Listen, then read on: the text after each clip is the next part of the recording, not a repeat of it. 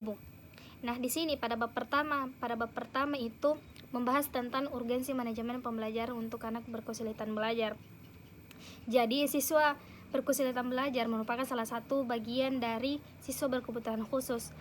Menurut National Advisory Committee on Handpicked Children tahun 2024 itu berkesulitan belajar khusus adalah kelainan dalam satu atau lebih dari proses psikologi dasar yang terlibat dalam pemahaman atau penggunaan bahasa, lisan, atau tulisan yang dapat mewujudkan pada ketidakmampuan untuk mendengarkan, berpikir, berbicara, membaca, menulis, mengeja, atau melakukan perhitungan matematis.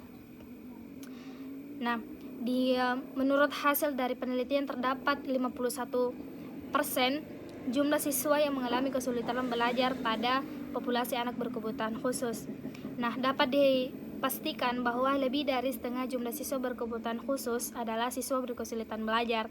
Jika dilihat dari jumlah usia sekolah dasar, maka terdapat sampai 10-30% adalah siswa berkesulitan belajar. Artinya bahwa dalam satu kelas itu dengan jumlah siswa 30 orang, maka terdapat 3-9 orang anak berkesulitan belajar. Nah, di bab 1 ini kan membahas mengenai tentang urgensi manajemen pembelajaran untuk anak berkesulitan belajar. Nah, dari pertama kita harus memahami sebenarnya apa itu urgensi, apa itu manajemen, apa itu pembelajaran untuk urgensi, apa itu manajemen, apa itu pembelajaran untuk anak berkesulitan belajar.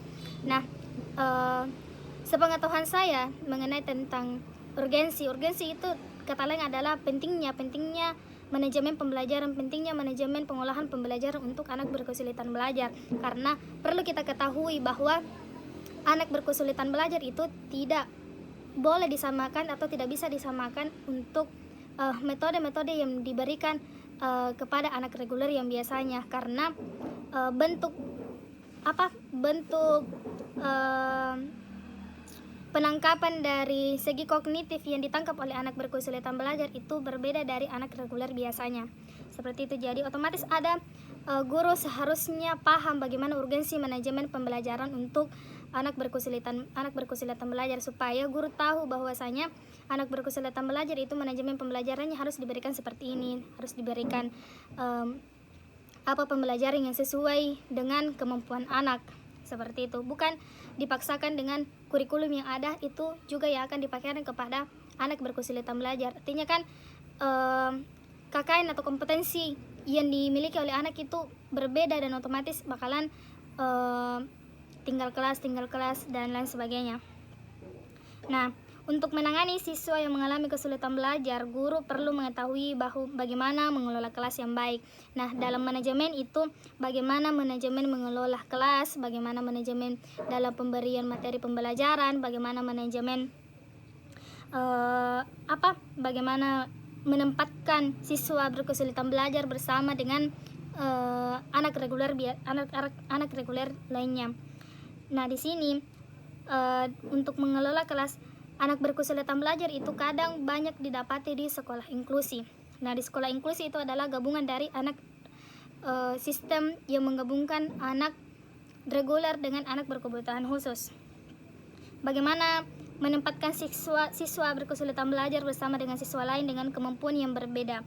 Dibutuhkan kemampuan guru dalam mengelola pembelajaran. Guru harus profesional dalam mengelola pembelajaran. Nah, itu yang dimaksud bagaimana urgensi atau pentingnya dalam manajemen pembelajaran yang akan diberikan kepada anak berkebutuhan khusus. Karena dalam satu kelas itu kompetensi yang dimiliki oleh seorang anak itu berbeda-beda, apalagi ada anak yang berkebutuhan khusus dalam satu kelas. Guru yang profesional dalam mengajar harus memiliki 4 kompetensi mengajar, yaitu kompetensi pedagogik, kompetensi kepribadian, kompetensi sosial, dan kompetensi profesional.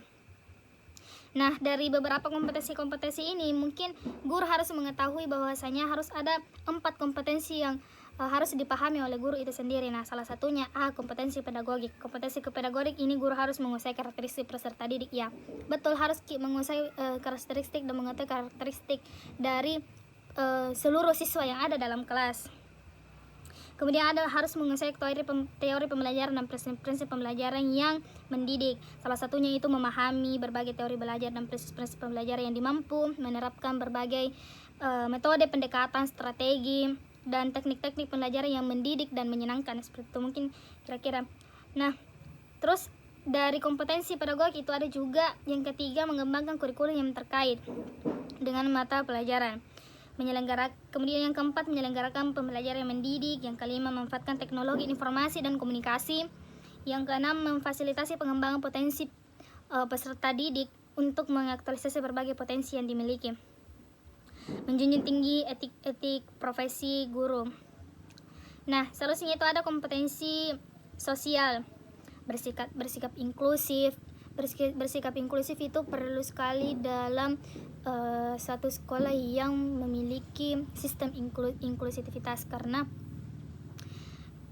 penting bagi guru untuk memberikan sifat inklusi kepada seorang siswa karena keadaan yang atau keterbatasan yang berbeda-beda dalam satu kelas itu tidak mungkin harus disamakan antara satu siswa dengan siswa yang lain.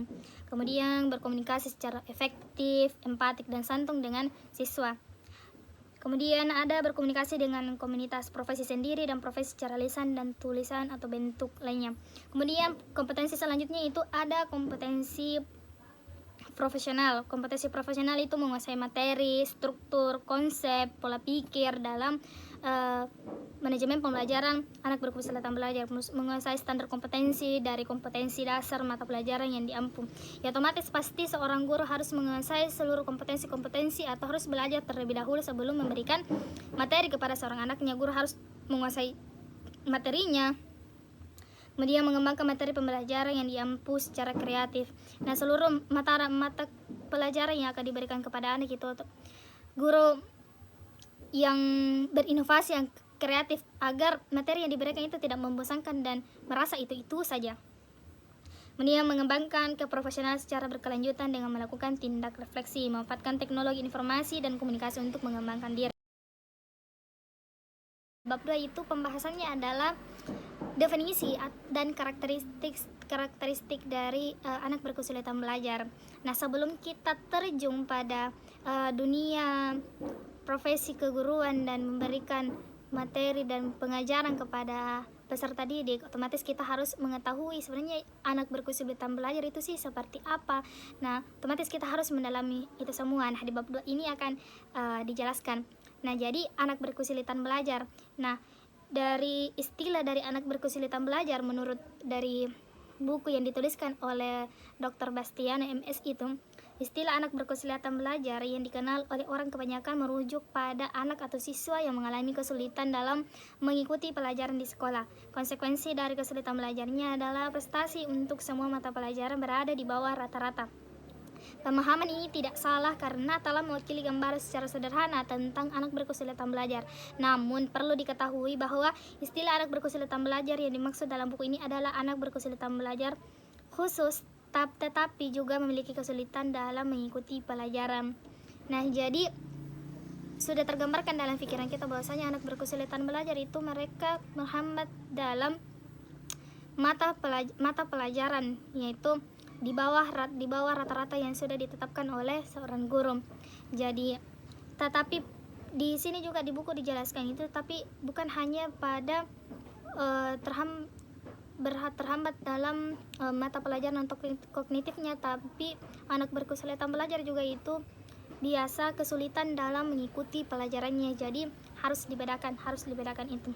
Nah, jadi kesimpulannya adalah bahwa anak berkesulitan belajar ini disebabkan oleh disfungsi sistem saraf pusat dan dapat terjadi sepanjang rentang hidup. Akibatnya adalah ketidakmampuan dalam membaca, menulis, dan berhitung, tetapi bukan karena disebabkan oleh gangguan penglihatan, pendengaran, gangguan intelektual, emosional, dan budaya dan ekonomi. Jadi ini tidak ada akibat dari anak berkesulitan belajar ini, tidak ada dalam kerusakan pada indera motoriknya, tidak rusak dalam perabaannya, perasaannya, penglihatannya, pendengarannya, tidak, dan juga tidak gangguan emosional, gangguan intelektual dan lain. Tapi memang akibat rentangnya ini memang ketika tidak memahami pembelajaran maka akan tidak akan bisa membaca, tidak akan bisa menghitung, tidak akan bisa menulis dan lain sebagainya, mungkin seperti itu. Nah, kemudian kita melangkah pada klasifikasi dan karakteristik dari anak berkesulitan belajar. Nah, perlu kita ketahui bersama karakteristik dari anak berkesulitan belajar itu ada beberapa. Salah satunya itu karakteristik dari segi perkembangan. Nah, karakteristik dari kesulitan belajar dari segi perkembangan ini salah satunya itu masalah pemusatan perhatian. Karakteristiknya adalah merespon banyak stimulus, hiperaktif, mudah beralih perhatiannya, tidak dapat mempertahankan perhatiannya dalam waktu lama, tidak dapat mengarahkan perhatiannya secara utuh. Dan ketika kita memperhatikan salah satu siswa kita dalam kelas yang sering sekali terjadi bahwasanya ada gangguan pemusatan dalam perhatiannya, banyak sekali stimulus yang respon, terus juga banyak selalu hiperaktif. Kemudian ada gangguan proses berpikir dan bahasa. Gangguan berpikir karakteristiknya itu kesulitan dalam operasi kognitif dalam pemecahan masalah, berhubungan erat dengan kemampuan bahasa verbal. Kemudian gangguan bahasa karakteristiknya adalah tidak bicara dan merespon dengan benar terhadap instruksi atau pernyataan. Kemudian yang kedua itu karakteristiknya dari segi akademik. Nah, dari segi akademik ini itu ada beberapa, yang salah satunya itu disleksia, kesulitan dalam membaca, sebuah kondisi ketidakmampuan belajar seseorang berupa gangguan dalam proses berbahasa yang terutama menghambat kemampuan membaca, juga memperhambat kemampuan menulis, dan bahkan terkadang kemampuan bicara. Nah, karakteristiknya dari disleksia ini adalah penglihatan huruf, suku kata atau kata akhiran. Katanya misalnya tangga menjadi tanga, harimau jadi harimau, mandi menjadi madi, dan lain-lain sebagainya. Nah, kemudian ada disgrafia. Nah, disgrafia ini kesulitan dalam menulis. Nah, gangguan dalam proses menulis ini dapat menyebabkan masalah-masalah dalam mengeja, bentuk tulisan yang buruk, dan menuangkan ide di atas kertas. Nah, karakteristik dari disgrafia ini atau kesulitan dalam menulis ini salah satunya itu lama dalam menulis, bentuk huruf tidak sesuai kolom dalam penulisan, terbalik-balik dan lain sebagainya, tidak dapat dibaca dan tidak rapi, cara memegang pensil kurang tepat, ukuran huruf berbeda-beda, orientasi kanan atau kiri rendah, tidak bisa menulis sesuai dengan garis, menggunakan huruf besar dan huruf kecil secara acak. Jadi semua bisa dilihat, kita bisa melihat dan menilai anak ini mengalami disgrafia ataupun disleksia itu. Disgrafia itu dari cara menulisnya saja itu kita sudah bisa menilai bahwasanya anak ini mengalami gangguan disgrafia, anak ini mengalami gangguan disleksia. Jadi perlu kita pahami dalam karakteristik untuk menilai anak berkesulitan belajar. Nah, selanjutnya itu ada diskalkulia. Nah, diskalkulia ini adalah kesulitan dalam berhitung, gangguan dalam memahami angka dan simbol matematika, juga kesalahan dalam menulis angka dan penerapan matematika dalam kehidupan sehari-hari.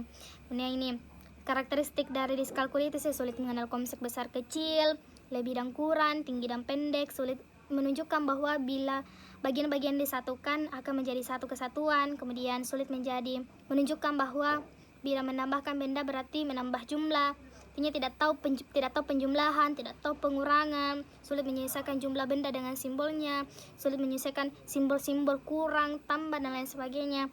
Kemudian sulit menunjukkan angka ketika diucapkan, sulit dalam mengenali angka, pembalikan angka, dan sulit menulis angka. Nah, mungkin itu adalah karakteristik dari anak berkesulitan belajar. Jadi mudah ketika kita memahami karakteristik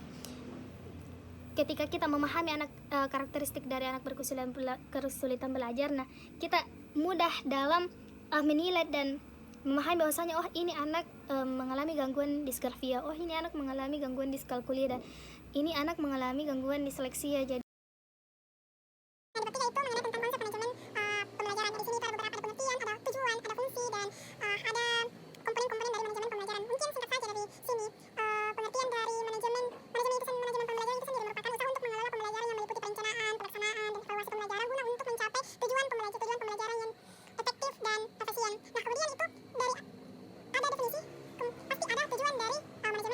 Tujuan dari manajemen pembelajaran ini adalah membuat siswa belajar semaksimal mungkin sesuai dengan potensi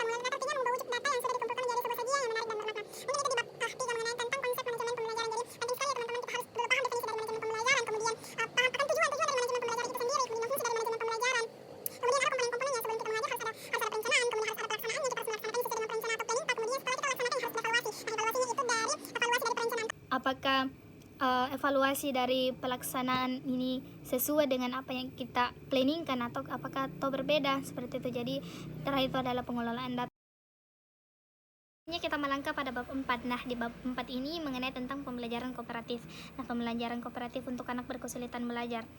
Jadi di sini dijelaskan mengenai tentang pembelajaran kooperatif menarik bagi guru karena dapat memberikan kesempatan kepada guru untuk memberikan umpan balik kepada siswa yang mungkin tidak dapat diberikan dalam kegiatan belajar mengajar yang lainnya, baik dalam pengajaran maupun dalam tugas individu. Sejumlah penelitian telah menunjukkan bahwa mediasi teman sebaya dapat meningkatkan prestasi belajar pada siswa berkesulitan belajar.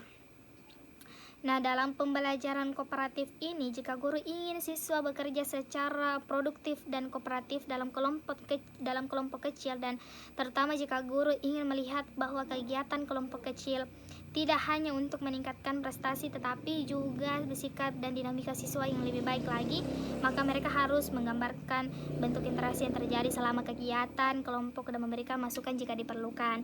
Kemudian ada mengidentifikasi tugas yang menarik dan sesuai dengan tugas kelompok, kemudian mengatur tanggung jawab yang diberikan kepada masing-masing siswa berbeda-beda dengan siswa lain, kemudian memantau interaksi yang terjadi pada kelompok dan membantu jika ada siswa yang mengalami kesulitan agar mereka dapat berperan secara memuaskan. Nah, kemudian bagian B itu konsep dasar pembelajaran kooperatif. Konsep dasar pembelajaran kooperatif dimulai dari teori tentang pembelajaran yang dikemukakan oleh John Dewey, Jelas dan Asam tahun 2003. Dalam pengantar bukunya mengungkapkan bahwa salah satu pendidik paling berpengaruh pada awal abad ke-20 adalah filsuf John Dewey. Dia percaya bahwa pendidikan dalam proses hidup dan sekolah tersebut memiliki tanggung jawab untuk merebut perhatian siswa dan untuk memperluas mengembangkan cakrawala mereka dan membantu mereka menganggapi gagasan dan pengaruh dengan tepat. Nah, di pembelajaran kooperatif ini merujuk pada berbagai macam metode pengajaran di mana para siswa bekerja dalam kelompok-kelompok kecil untuk saling membantu satu sama lainnya dalam pelajaran materi. Jadi sebenarnya dalam pembelajaran kooperatif ini kalau menurut saya itu bagus dan efektif karena selain kita mengembangkan sosial kita kepada teman sekelas kita juga saling membantu dan saling bekerja sama dalam menyelesaikan suatu masalah yang diberikan oleh guru. Jadi keren ketika selalu ada pembelajaran kooperatif yang kita terapkan terhadap siswa. Nah, kemudian berdasarkan pengertian di atas dapat disimpulkan bahwa pembelajaran kooperatif merupakan suatu pengaturan pembelajaran yang mengacu pada pencapaian tujuan, kelompok kecil, heterogen, bekerja sama di dalam kelompok, bertanggung jawab terhadap kelompok dan diri sendiri. Mungkin gambaran-gambaran dari pembelajaran kooperatif ya seperti itu, kerja kelompok yang dilakukan oleh siswa dalam mencapai tujuan bersama.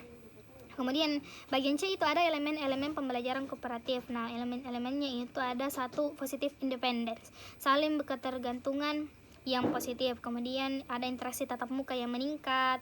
Ketika belajar kelompok ya otomatis akan ada interaksi tak secara langsung sama teman kelompok sendiri. Jadi itu yang akan meningkatkan sosial emosional tak kepada teman kelompok. Kemudian ada individual accountability atau pertanggungjawaban individu. Otomatis ketika pasti ketika kita diberikan tugas kelompok otomatis harus ada pertanggungjawaban individu yang akan kita pertanggungjawabkan, termasuk pertanggungjawaban dalam kelompok itu sendiri. Kemudian ada kolaboratif skill, kemampuan kerjasama. Jadi kita bekerja sama ketika kita melakukan pembelajaran kooperatif, jadi akan menyenangkan ketika kita melaksanakan atau pembelajaran kooperatif secara bersama dengan teman-teman kita, karena selain meningkatkan tingkat emosional terhadap teman kita, kita akan tahu bagaimana itu kerjasama atau kerja tim dalam sebuah kelompok. Kemudian ada pemrosesan kelompok, dan terakhir itu di bagian D ada strategi dan teknik. Yang pertama itu ada perencanaan. Dalam perencanaan dalam sebuah kelompok itu ada juga perencanaan, ada materi, ada pembentuk kelompok dan lain sebagainya.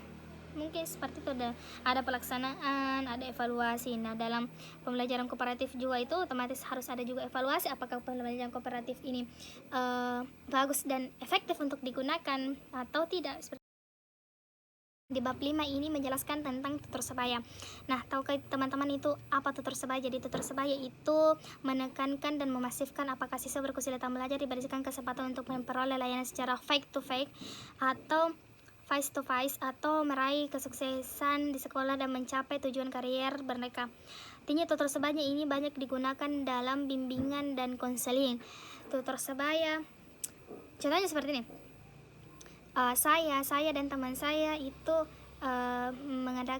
melakukan tutor sebaya ketika saya menguasai mata pelajaran bahasa Indonesia, maka saya akan menjadi tutor sebaya teman saya. Nah, ketika teman saya menguasai matematika, maka dia akan menjadi tutor sebaya saya. Jadi saling menguntungkan. Nah, di sini juga ada sejumlah alasan mengapa program tutor atau tutor sebaya disarankan untuk pembelajaran bagi anak berkesulitan belajar. Karena 1. Meningkatkan jumlah peluang bagi anak selalu berhubungan dan jumlah balikan dan penguatan yang mereka peroleh. Kemudian 2. Memberikan anak bekerja dengan siswa yang mungkin sama-sama respek menjadi model yang baik. Kemudian 3. Memfasilitasi sosialisasi antar tutor dan tute.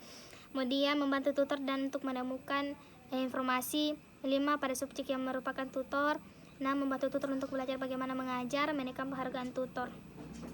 Sebenarnya seperti itu. Terus mengenai tentang model-model tutor, ada kelas per tutor atau CPT, tutor kelas secara keseluruhan mereka bahkan menjadi kelompok yang terdiri dari 2 sampai 5 siswa.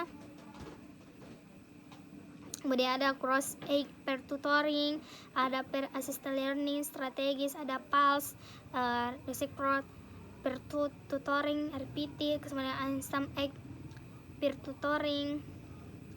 Nah, kemudian ada strategi dan teknik ini sebenarnya sama dari bab awal sampai bab akhir itu. Apa-apa yang akan kita lakukan itu harus ada perencanaan, harus ada pelaksanaan, dan ada evaluasi. Sebagaimana efektifnya pembelajaran yang akan kita berikan kepada anak berkesulitan belajar atau yang akan kita terapkan dalam kelas. Nah, selanjutnya kita berada di akhir bab, yaitu bab 6. Nah, di bab 6 ini mengenai tentang pembelajaran di ruang sumber. Nah, jadi ruang sumber dirancang untuk membantu individu yang menunjukkan kelemahan dalam dasar-dasar pendidikan. Bagi individu penyandang cacat, ruang sumber daya merupakan penempatan pendidikan. Ruang sumber adalah ruang di mana program pendidikan khusus dilaksanakan pada siswa yang mengalami hambatan dan kesulitan belajar, termasuk siswa-siswa dalam kelas reguler tapi butuh pembelajaran khusus dalam pengaturan kelompok individu atau kecil.